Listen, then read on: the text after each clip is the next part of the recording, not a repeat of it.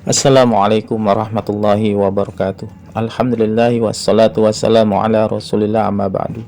Alhamdulillahirrahmanirrahim. Segala puja dan puji syukur kita panjatkan hanya kepada Allah subhanahu wa ta'ala yang telah mengantarkan kita, diberikannya kita kesehatan, kenikmatan iman. Alhamdulillah.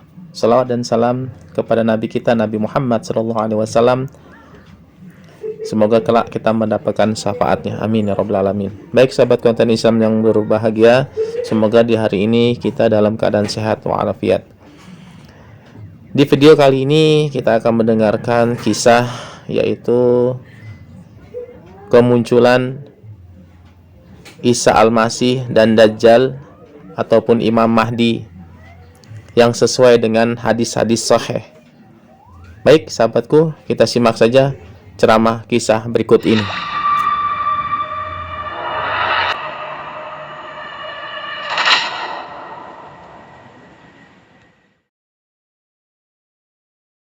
Assalamualaikum warahmatullahi wabarakatuh.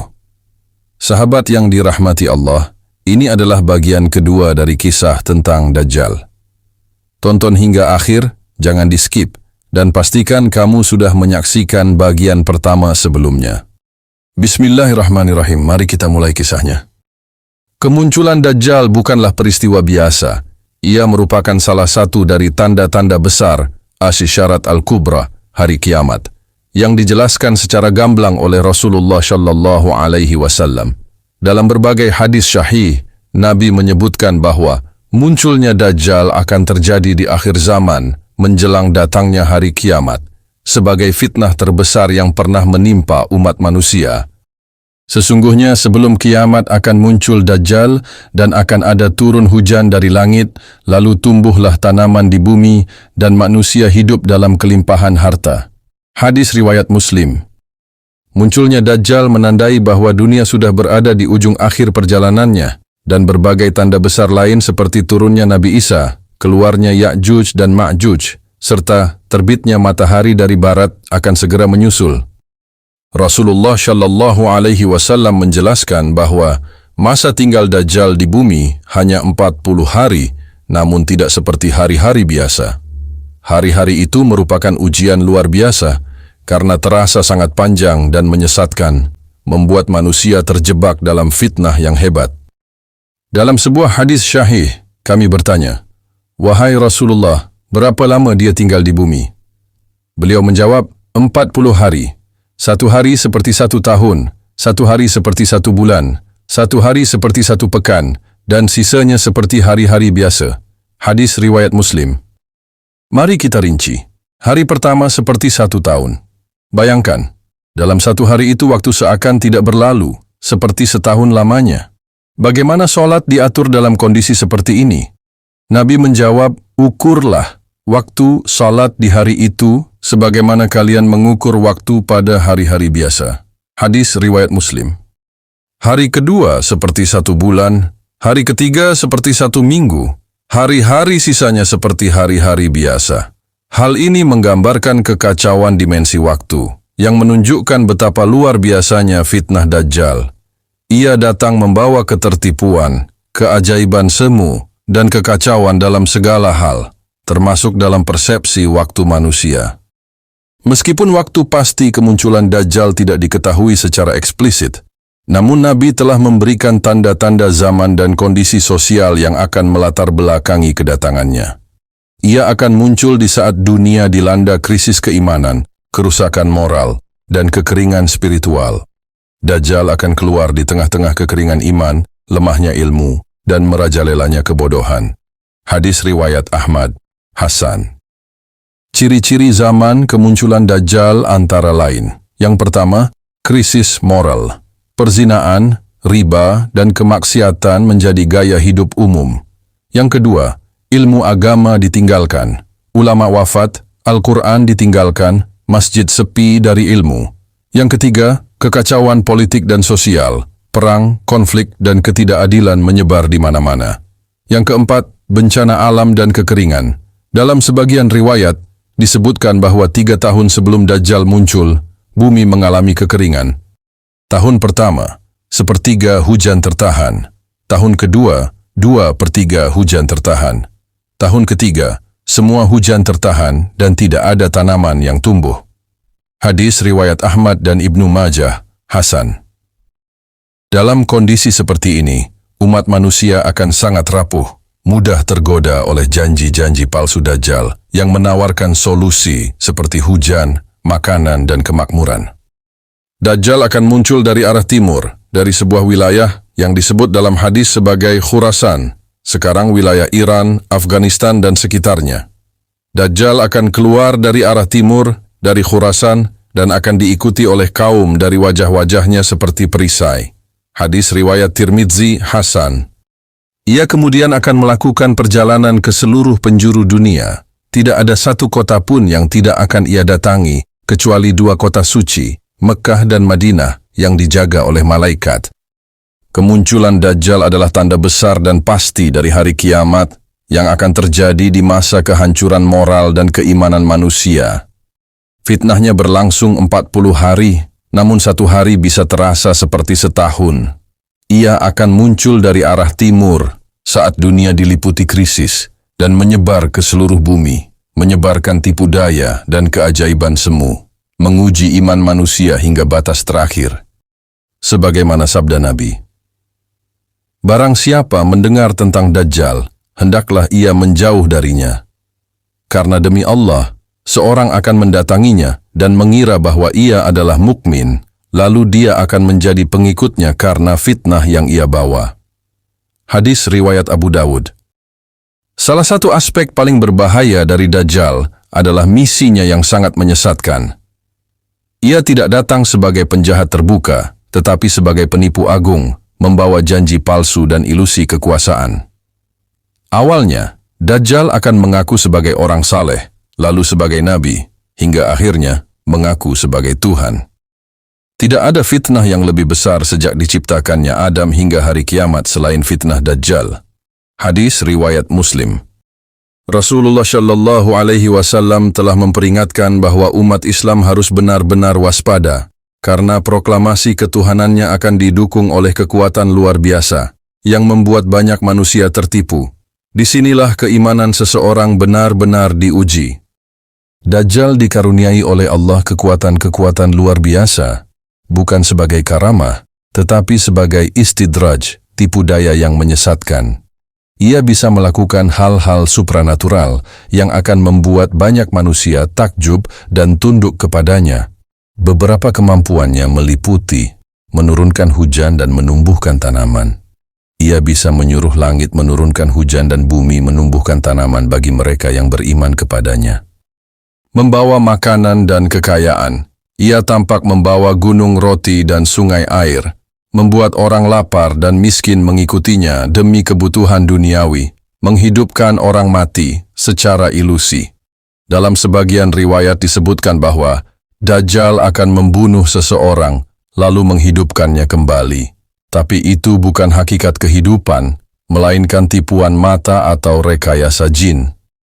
Perintah kepada bumi. Ia bisa memerintahkan bumi untuk mengeluarkan harta, lalu muncullah emas dan perak seperti kawanan lebah. Dajjal akan datang kepada suatu kaum, lalu mereka membenarkannya. Maka dia memerintahkan langit untuk menurunkan hujan, lalu turunlah hujan, dan bumi menumbuhkan tumbuh-tumbuhan. Hadis riwayat Muslim. Kekuatan ini akan menjadi ujian iman yang sangat berat, terutama bagi mereka yang lemah ilmu dan kepercayaannya kepada Allah. Dajjal datang dengan 2 simbol besar, surga dan neraka. Namun, yang disebut surga oleh Dajjal sebenarnya adalah neraka, dan yang disebut neraka oleh Dajjal sebenarnya adalah keselamatan di sisi Allah. Sesungguhnya bersama Dajjal ada 2 aliran air. Salah satunya tampak putih bersih, dan satu lagi tampak hitam mendidih. Jika salah seorang dari kalian menjumpainya, hendaklah ia memilih yang hitam, karena itu adalah air yang sejuk yang sebenarnya, dan yang putih adalah api yang membakar. Hadis riwayat Muslim. Artinya, jangan tertipu oleh apa yang tampak secara lahir, karena Dajjal akan membolak-balikkan realitas. Ia membuat maksiat tampak seperti kebaikan, dan membuat kebenaran tampak seperti keburukan. Dajjal bukan sekadar makhluk jahat, Ia adalah fitnah terbesar yang pernah Allah izinkan turun ke bumi. Ia akan menguji manusia dengan ujian yang belum pernah terjadi sebelumnya. Rasulullah memperingatkan umatnya dengan sangat serius. Wahai manusia, tidak ada fitnah yang paling dahsyat semenjak Allah menciptakan Adam hingga hari kiamat selain fitnah Dajjal. Wahai hamba-hamba Allah, maka teguhkanlah iman kalian. Hadis riwayat Muslim. Dajjal akan sangat berbahaya terutama bagi orang yang lemah iman, orang yang jahil tentang agama, orang yang tergoda oleh dunia, orang yang hidup di daerah yang jauh dari ilmu dan ulama. Sebaliknya, orang-orang yang kuat imannya, memahami tauhid dan mengenal tanda-tanda Dajjal, insya Allah akan selamat. Setelah ia muncul, Dajjal akan mengelilingi dunia dan menyebarkan pengaruhnya ke setiap negeri. Tidak ada satu tempat pun yang tidak ia datangi, kecuali 2 kota suci, Makkah dan Madinah, yang dijaga oleh para malaikat. Tidak ada satu negeri pun yang tidak akan dimasuki Dajjal, kecuali Makkah dan Madinah. Tidak ada satu celah pun dari jalan-jalan menuju kedua kota itu, melainkan dijaga oleh malaikat dengan pedang terhunus. Hadis riwayat Bukhari dan Muslim. Namun, meski tidak bisa masuk, ia akan membuat guncangan besar di luar kota Madinah, hingga sebagian orang yang lemah iman akan keluar dan bergabung dengannya. Misi Dajjal bukan hanya sekadar merusak, tetapi menggoyahkan dasar keimanan manusia. Ia akan mengaku sebagai Tuhan, membawa keajaiban semu dan janji palsu, menguji umat manusia dengan surga dan neraka yang tertukar, menjadi ujian terbesar yang pernah dihadapi manusia. Menjelajahi dunia untuk menyebarkan pengaruhnya, kecuali Makkah dan Madinah. Fitnah Dajjal adalah puncak dari fitnah akhir zaman, yang hanya bisa dihadapi dengan ilmu, iman, dan perlindungan dari Allah. Siapa saja pengikut Dajjal? Yang pertama, orang-orang munafik, fasik, dan lemah iman. Dajjal akan menjadi ujian terbesar bagi mereka yang rapuh imannya. Orang-orang munafik yang berpura-pura beriman, namun hatinya condong kepada dunia dan kekuasaan, akan menjadi pengikut pertama Dajjal. Mereka akan melihat Dajjal sebagai jalan pintas menuju kebahagiaan duniawi, padahal itu adalah jebakan menuju kehancuran abadi. Sesungguhnya fitnah Dajjal sangat besar. Ia datang membawa surga dan neraka. Nerakanya adalah surga, dan surganya adalah neraka. Maka siapa yang diuji dengan nerakanya, hendaknya ia minta tolong kepada Allah dan membaca awal surat Al-Kahfi. Hadis riwayat Muslim. Begitu juga orang-orang fasik, yaitu mereka yang terang-terangan berbuat dosa dan enggan bertobat, serta umat Islam yang lemah dalam ilmu dan keimanan, akan mudah tergoda oleh kekuatan dan tipu daya Dajjal. Mereka akan melihat keajaiban-keajaiban Dajjal sebagai bukti kebenarannya, padahal itu hanyalah tipu daya istidraj. Yang kedua, 70.000 kaum Yahudi dari Isfahan. Salah satu riwayat yang paling mencolok tentang pengikut Dajjal adalah hadis yang menyebutkan bahwa 70.000 Yahudi dari kota Isfahan, Iran, akan menjadi pengikut setia Dajjal. Dajjal akan diikuti oleh 70.000 orang Yahudi dari Isfahan yang mengenakan jubah tebal. Hadis riwayat Muslim. Riwayat ini menunjukkan bahwa dukungan kepada Dajjal tidak hanya bersifat ideologis, tetapi juga politis dan sosial. Mereka akan menjadi pasukan elit yang mendukung klaim ketuhanannya dan menyebarkan pengaruhnya ke seluruh dunia. Mengapa kaum Yahudi disebut secara khusus dalam riwayat ini? Para ulama menyebutkan bahwa sebagian dari mereka masih menanti kedatangan Al-Masih versi mereka, dan Dajjal akan mengisi kekosongan itu, mengaku sebagai Mesias yang telah lama mereka nantikan. Dajjal tidak hanya akan disertai oleh para pengikut fanatiknya, tetapi juga akan menjebak jutaan manusia biasa yang tidak siap secara spiritual. Mereka ini adalah orang yang hidup dalam kelaparan dan penderitaan, lalu tergoda oleh surga dunia yang dibawa Dajjal. Mereka yang jauh dari ilmu agama, yang tidak mengenal tanda-tanda Dajjal. Orang-orang yang tergila-gila pada teknologi dan keajaiban, hingga mudah takjub dan percaya pada hal-hal yang tidak rasional, tapi menggiurkan. Kaum yang kehilangan pemimpin dan ulama yang menuntun mereka kepada kebenaran. Fitnah ini akan membuktikan siapa yang benar-benar beriman, dan siapa yang hanya mengikuti agama, karena tradisi atau warisan keluarga. Fitnah Dajjal adalah semacam penyaringan spiritual besar-besaran. Rasulullah Shallallahu Alaihi Wasallam mengibaratkan fitnah Dajjal seperti saringan besar yang memisahkan emas murni dari tanah liat. Ia akan membuka tabir antara iman sejati dan kepalsuan. Barang siapa yang mendengar kabar tentang Dajjal, maka hendaknya ia menjauhinya. Demi Allah, seseorang akan mendatanginya dan mengira bahwa ia adalah seorang mukmin, lalu ia pun mengikutinya karena fitnah yang ia bawa. Hadis riwayat Abu Dawud. Fitnah Dajjal adalah ujian terbesar bagi umat manusia sejak penciptaan Nabi Adam alaihissalam. Bahkan, dalam banyak hadits, Rasulullah memerintahkan umatnya untuk berlindung dari fitnah Dajjal setiap kali salat. Hal ini menunjukkan betapa dahsyat dan mengerikannya fitnah yang dibawa oleh makhluk ini. Rasulullah Shallallahu Alaihi Wasallam mengajarkan kepada umatnya sebuah doa penting yang harus dibaca di akhir tasyahud sebelum salam dalam setiap salat, agar terhindar dari fitnah Dajjal. Apabila salah seorang dari kalian selesai tasyahud akhir dalam salatnya, maka hendaknya ia berlindung kepada Allah dari 4 perkara.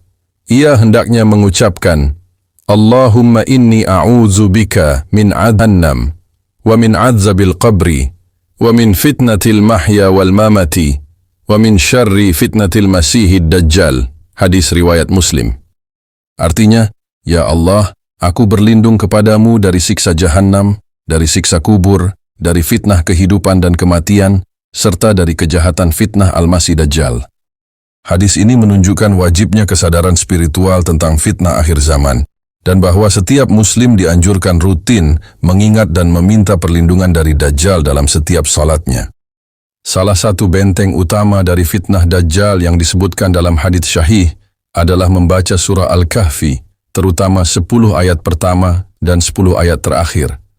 Barang siapa menghafal 10 ayat pertama dari surah Al-Kahfi, maka dia akan terlindungi dari Dajjal. Hadis riwayat Muslim. Dalam riwayat lain, barang siapa membaca surah Al-Kahfi pada hari Jumat, maka cahaya akan meneranginya di antara 2 Jumat. Hadis riwayat Al-Hakim, Hasan. Surah Al-Kahfi memuat kisah-kisah penuh hikmah, seperti kisah Ashabul Kahfi, kisah Nabi Musa dan Khidir, serta kisah Zulkarnain. Semuanya berkaitan dengan iman, kesabaran, dan keteguhan dalam menghadapi fitnah dan kekuasaan. Nilai-nilai ini menjadi bekal spiritual dan ideologis dalam menghadapi fitnah Dajjal yang penuh tipu daya dan ilusi. Bukan hanya perlindungan fisik yang dibutuhkan menghadapi Dajjal, tetapi yang lebih penting adalah perlindungan akidah. Sebab, senjata utama Dajjal adalah tipu daya dan manipulasi keyakinan. Tauhid yang murni adalah tameng utama dari fitnah Dajjal. Seorang Muslim yang mengetahui bahwa hanya Allah satu-satunya Tuhan tidak akan tertipu oleh Dajjal. Meskipun ia menunjukkan mukjizat seperti menurunkan hujan, menghidupkan orang mati, dan memberikan kekayaan. Seseorang yang memiliki ilmu syar'i, terutama tentang tanda-tanda akhir zaman, akan mampu mengenali karakteristik Dajjal dan tidak akan terpengaruh oleh tipu dayanya. Mereka memahami bahwa kemampuan Dajjal adalah ujian dari Allah, bukan bukti kebenaran klaim ketuhanannya. Di masa fitnah besar, seperti kemunculan Dajjal, kesendirian adalah bahaya. Maka penting bagi setiap muslim untuk menjaga hubungan dengan komunitas yang syalih, yang senantiasa menjaga iman, menegakkan ilmu, dan saling mengingatkan dalam kebenaran. Rasulullah Shallallahu Alaihi Wasallam bersabda, "Sesungguhnya serigala hanya memangsa domba yang terpisah dari kelompoknya." Hadis riwayat Abu Dawud, Hasan. Demikian pula, orang yang menjauh dari masjid, majelis ilmu dan komunitas iman akan mudah ditipu oleh fitnah Dajjal. Rasulullah Shallallahu Alaihi Wasallam juga memperingatkan agar tidak mencoba-coba mendekati Dajjal atau menguji kekuatannya, sebab ia memiliki kemampuan mempengaruhi akal dan hati. Siapa yang mendengar Dajjal, maka hendaknya ia menjauh darinya. Demi Allah, sesungguhnya seseorang akan mendatanginya, dan ia mengira bahwa dirinya beriman, lalu ia mengikutinya karena syubhat yang ia bawa. Hadis riwayat Abu Dawud.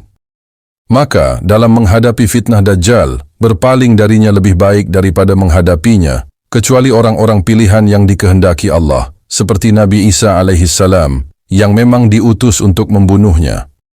Hanya dengan tauhid yang kuat, ilmu yang benar, dan dukungan lingkungan yang syalih, seorang muslim bisa selamat dari fitnah terbesar di akhir zaman. Fitnah Dajjal akan mencapai puncaknya saat ia menjelajahi bumi dengan kekuatan luar biasa, mengaku sebagai Tuhan, dan menyesatkan jutaan manusia. Namun, Allah Subhanahu wa Ta'ala tidak membiarkan umat Islam tanpa pertolongan. Pada masa genting itu, Allah akan menurunkan dua sosok agung sebagai pelindung dan pembela kebenaran, Imam Mahdi dan Nabi Isa alaihissalam. Sebelum kemunculan Dajjal, umat Islam akan berada dalam kondisi terpecah belah dan mengalami berbagai krisis. Di tengah kekacauan itu, akan muncul seorang pemimpin saleh yang diutus Allah untuk mempersatukan umat, dialah Imam Mahdi. Rasulullah Shallallahu Alaihi Wasallam bersabda, "Akan keluar dari keturunanku seorang lelaki yang namanya sama dengan namaku, dan nama ayahnya sama dengan nama ayahku. Ia akan memenuhi bumi dengan keadilan sebagaimana sebelumnya dipenuhi oleh kezaliman." Hadis riwayat Abu Dawud. Imam Mahdi akan menjadi pembuka jalan dan komandan kaum muslimin, memimpin mereka dalam perjuangan menegakkan keadilan. Bersama para pengikutnya, ia akan berperang melawan para pendukung Dajjal dan kekuatan-kekuatan kebatilan. Saat Dajjal telah menyebarkan fitnahnya di seluruh dunia, dan kaum muslimin berada dalam posisi sulit, Allah akan menurunkan Nabi Isa alaihissalam dari langit sebagai jawaban doa-doa kaum beriman. Dalam hadits sahih disebutkan, Isa bin Maryam akan turun di Menara Putih di sebelah timur Damaskus, mengenakan dua pakaian yang dicelup, dengan kedua tangan diletakkan di sayap dua malaikat. Hadis riwayat Muslim. Tanda-tanda turunnya, yang pertama, ia akan turun di Menara Putih, Manaratul Baida, di Damaskus, Suriah. Yang kedua, saat turun, kedua tangannya ditopang oleh malaikat, dan air menetes dari rambutnya, seakan baru selesai mandi. Yang ketiga, ketika beliau mengangkat kepalanya, tetesan air tampak berkilau seperti mutiara. Yang keempat, turunnya Nabi Isa menandai awal kehancuran Dajjal dan kebangkitan kekuatan tauhid atas kekufuran. Setelah turun, Nabi Isa akan mendatangi kaum muslimin yang saat itu sedang dipimpin oleh Imam Mahdi. Imam Mahdi akan mempersilakan Nabi Isa untuk menjadi imam salat. Namun Nabi Isa berkata, "Silakan engkau yang menjadi imam, karena salat ini didirikan untuk engkau." Ini menunjukkan bahwa Nabi Isa datang bukan membawa syariat baru, melainkan sebagai pengikut syariat Nabi Muhammad Shallallahu Alaihi Wasallam. Setelah memimpin salat dan bergabung dengan pasukan kaum muslimin, Nabi Isa akan memburu Dajjal, yang saat itu sedang berada di wilayah Syam dan Palestina. Dajjal akan melarikan diri, namun Nabi Isa mengejarnya hingga ke gerbang Lud, sebuah tempat yang sekarang berada di wilayah Palestina. Rasulullah Shallallahu Alaihi Wasallam bersabda, Isa bin Maryam akan membunuh Dajjal di gerbang Lud. Hadis riwayat Muslim. Saat itu semua kekuatan Dajjal akan runtuh dan seluruh pendukungnya akan tercerai-berai. Nabi Isa tidak menggunakan senjata hebat, cukup dengan hembusan nafasnya, Dajjal akan luluh dan akhirnya tewas di tangan Nabi Isa. Setelah terbunuhnya Dajjal, kebenaran dan keadilan akan kembali ditegakkan. Kaum muslimin akan dipimpin oleh Nabi Isa dan Imam Mahdi dalam masa kejayaan, penuh keamanan dan kedamaian. Tidak akan ada lagi syirik, salib akan dihancurkan, babi akan dibunuh, dan Islam menjadi satu-satunya agama yang berlaku. Allah berfirman, "Tidak ada seorang pun dari ahli kitab, kecuali akan beriman kepadanya, Isa, sebelum kematiannya. Dan di hari kiamat, Isa akan menjadi saksi atas mereka." Quran Surah An-Nisa ayat 159. Fitnah Dajjal sebesar apapun akan binasa oleh cahaya keimanan dan kebenaran yang dibawa oleh utusan Allah. Maka, siapapun yang tetap teguh di atas tauhid akan menjadi bagian dari pasukan kebenaran yang menang. Fitnah Dajjal merupakan ujian terbesar dalam sejarah umat manusia, mengguncang keimanan dan menggoda dengan tipu daya luar biasa. Namun sebagaimana Allah menjanjikan bahwa setiap fitnah pasti memiliki ujung, akhir dari Dajjal pun telah ditetapkan dengan pasti. Ketika Nabi Isa alaihi salam turun dari langit dan memimpin pasukan kaum muslimin bersama Imam Mahdi, ia langsung mengejar Dajjal yang sedang bersembunyi di daerah Syam dan Palestina. Dajjal melarikan diri, namun tidak dapat lolos dari takdir Allah. Dalam hadis syahih disebutkan, kemudian Isa bin Maryam mengejarnya hingga menangkapnya di bab Lud, gerbang Lud, lalu membunuhnya. Hadis riwayat Muslim. Beberapa riwayat menyebutkan bahwa Nabi Isa hanya cukup meniup Dajjal atau menyentuhnya dengan tombak, dan Dajjal langsung hancur binasa. Hembusan nafas Nabi Isa saja sudah cukup untuk membuat musuh Allah itu lemah tak berdaya. Dajjal yang selama ini mengaku sebagai Tuhan, yang membawa surga dan neraka palsu, akhirnya mati sebagai manusia biasa, terhina dan tak bisa menolong dirinya sendiri. Dengan wafatnya Dajjal, seluruh pengaruh kekufuran dan fitnah yang selama ini menyebar luas di muka bumi lenyap dalam sekejap. Para pengikut Dajjal yang sebelumnya membanggakan kekuatannya berubah menjadi panik dan ketakutan. Rasulullah Shallallahu Alaihi Wasallam bersabda, ketika Dajjal melihat Nabi Isa, dia meleleh seperti garam dalam air. Hadis riwayat Muslim. Ini menunjukkan bahwa kekuatan Dajjal bukanlah sesuatu yang absolut, melainkan semu dan rapuh di hadapan kebenaran. Seluruh sistem kebatilan, keajaiban palsu, dan pengaruhnya runtuh dalam satu hari. Setelah kematian Dajjal, Nabi Isa alaihi salam mengambil alih kepemimpinan umat manusia. Ia akan menegakkan syariat Islam, menghancurkan salib, membunuh babi, dan menolak jizyah, upeti, karena semua manusia akan diajak masuk ke dalam Islam secara utuh.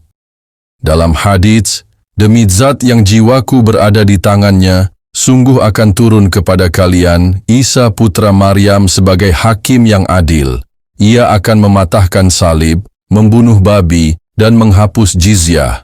Harta akan melimpah hingga tak seorang pun yang mau menerimanya. Hadis, riwayat Bukhari dan Muslim. Pada masa itu, umat manusia akan hidup dalam perdamaian, keadilan, dan keberkahan yang belum pernah dirasakan sejak Nabi Adam. Tidak ada lagi peperangan, permusuhan, atau kekufuran. Kemudian akan ada satu sujud yang lebih baik dari dunia dan seluruh isinya. Hadis riwayat Muslim. Ini menggambarkan betapa tingginya nilai spiritual dan keimanan pada masa itu. Umat Islam akan kembali kepada kemurnian iman dan akhlak. Kepemimpinan Nabi Isa akan berlangsung dalam waktu yang ditentukan Allah, disebutkan dalam beberapa riwayat selama 40 tahun. Setelah itu, beliau akan wafat seperti manusia biasa dan dikuburkan bersama Nabi Muhammad Shallallahu Alaihi Wasallam. Dalam periode itu, Islam menjadi agama satu-satunya, tidak ada lagi fitnah besar, bumi diberkahi dengan hasil pertanian dan kemakmuran. Hewan buas hidup damai dengan manusia, anak-anak bermain dengan ular dan singa tanpa bahaya. Inilah fase terakhir dari kejayaan Islam di bumi, sebelum masuk pada fase-fase akhir zaman seperti munculnya Ya'juj dan Ma'juj, terbitnya matahari dari barat, dan akhirnya terjadinya kiamat. Kematian Dajjal bukan sekadar akhir dari satu makhluk jahat, melainkan akhir dari zaman kegelapan dan awal dari masa keemasan Islam. Allah menunjukkan bahwa betapapun kuatnya kebatilan, kebenaran pasti akan menang. Peristiwa ini menjadi pelajaran penting bagi umat Islam untuk menjaga keimanan dalam setiap ujian, tidak tertipu oleh kekuatan palsu dunia, menantikan masa kejayaan Islam dengan sabar dan penuh harap. Setelah berakhirnya fitnah terbesar umat manusia dengan dibunuhnya Dajjal oleh Nabi Isa alaihi salam, dunia belum langsung berakhir. Masih ada tanda-tanda besar kiamat lainnya yang akan menyusul dalam waktu dekat. Tanda-tanda ini merupakan bagian dari 10 tanda besar hari kiamat yang disebutkan oleh Rasulullah Shallallahu Alaihi Wasallam. Setelah Dajjal dibunuh dan dunia menikmati kedamaian dalam kepemimpinan Nabi Isa, ujian besar lainnya datang dalam wujud dua bangsa ganas, Ya'juj dan Ma'juj. Allah berfirman, hingga apabila dibukakan Ya'juj dan Ma'juj, dan mereka turun dengan cepat dari seluruh tempat yang tinggi. Quran Surah Al-Anbiya ayat 96. Mereka akan muncul dari balik dinding besi yang dahulu dibangun oleh Zulkarnain. QS Al-Kahfi 94-98. dan menyerbu bumi dengan kekuatan luar biasa. Mereka merusak apa saja yang mereka lewati, meminum sungai-sungai, dan membunuh siapapun yang mereka jumpai. Nabi Isa dan kaum muslimin tidak mampu melawan mereka secara fisik. Lalu mereka berdoa kepada Allah, dan Allah menghancurkan Ya'juj dan Ma'juj dengan cacing kecil yang muncul di leher mereka hingga mereka mati serentak. Setelah itu, bumi dipenuhi bangkai dan bau busuk mereka. Lalu Allah mengirimkan burung-burung besar seperti unta untuk membawa jasad-jasad mereka ke suatu tempat yang dikehendaki Allah. Setelah Ya'juj dan Ma'juj dimusnahkan, masa keberkahan dan kedamaian melimpah di muka bumi. Disebutkan dalam hadis bahwa bumi menghasilkan tanaman-tanaman besar. Satu buah delima bisa dimakan oleh sekelompok orang, dan daunnya cukup untuk menjadi naungan. Hewan dan manusia hidup damai berdampingan. Ini adalah masa keemasan terakhir umat Islam, dipimpin oleh Nabi Isa, hingga datangnya waktu-waktu akhir menjelang kiamat besar. Nabi Isa akan hidup di bumi selama beberapa puluh tahun, disebut dalam hadis selama 40 tahun. Lalu beliau meninggal secara alami dan dimakamkan di dekat makam Rasulullah di Madinah, dari Ibnu Katsir, rahimahullah.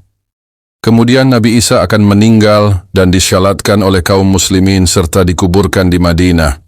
Dengan wafatnya beliau, fase para nabi pun berakhir secara sempurna dan manusia masuk ke dalam periode menjelang kehancuran dunia.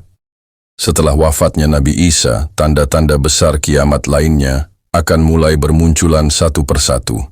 Terbitnya matahari dari barat. Rasulullah bersabda, "Tidak akan datang hari kiamat hingga matahari terbit dari arah barat. Jika ia telah terbit dari barat dan manusia melihatnya, maka mereka semuanya akan beriman. Namun saat itu tidak bermanfaat lagi keimanan seseorang." Hadis riwayat Bukhari dan Muslim.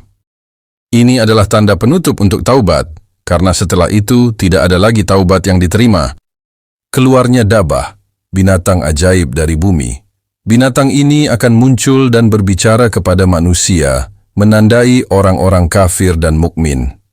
Allah berfirman, "Dan apabila perkataan telah jatuh atas mereka, kami keluarkan untuk mereka sejenis binatang dari bumi yang akan mengatakan kepada mereka bahwa manusia dahulu tidak yakin kepada ayat-ayat kami." Quran Surah An-Naml ayat 82. Keluarnya asap, dukhan. Allah berfirman, "Maka tunggulah hari ketika langit membawa asap yang nyata yang akan menutupi manusia. Inilah azab yang pedih." Quran Surah Ad-Dukhan ayat 10-11. Ini adalah asap yang akan menyelimuti manusia dan menyiksa kaum kafir, namun hanya menyebabkan pilek bagi orang beriman. Api yang menggiring manusia, akhirnya akan keluar api besar dari arah Yaman yang akan menggiring seluruh manusia ke tempat berkumpul mereka sebelum kiamat. Semua manusia akan digiring ke mahsyar. Kematian Dajjal hanyalah satu bagian dari rangkaian panjang tanda-tanda besar kiamat. Setelah itu masih akan datang ujian-ujian besar lainnya hingga akhirnya dunia yang kita kenal ini benar-benar berakhir. Pelajaran penting bagi kita. Kemenangan kebenaran bukanlah akhir dari perjuangan, tetapi awal dari ujian baru. Keimanan yang kokoh adalah benteng utama dalam menghadapi seluruh fitnah. Hari kiamat adalah kepastian, maka siapkan bekal untuk menghadapinya. Kisah tentang Dajjal bukanlah sekadar cerita mistik atau mitos masa depan. Ia adalah peringatan yang nyata, ujian besar yang akan datang, dan sinyal kuat tentang betapa seriusnya kehidupan ini menuju akhir yang pasti. Dalam bab penutup ini, kita merenungkan hikmah-hikmah besar dari seluruh perjalanan kisah fitnah Dajjal hingga tanda-tanda besar kiamat. Kisah Dajjal mengajarkan kita bahwa kegelapan paling kelam akan dilawan oleh cahaya paling terang. Allah tidak akan membiarkan bumi tanpa petunjuk. Bagi mereka yang beriman dan bersabar, akhir kisah ini adalah kemenangan. Barang siapa menjaga 10 ayat pertama dari surah Al-Kahfi, ia akan terlindung dari fitnah Dajjal. Hadis riwayat Muslim.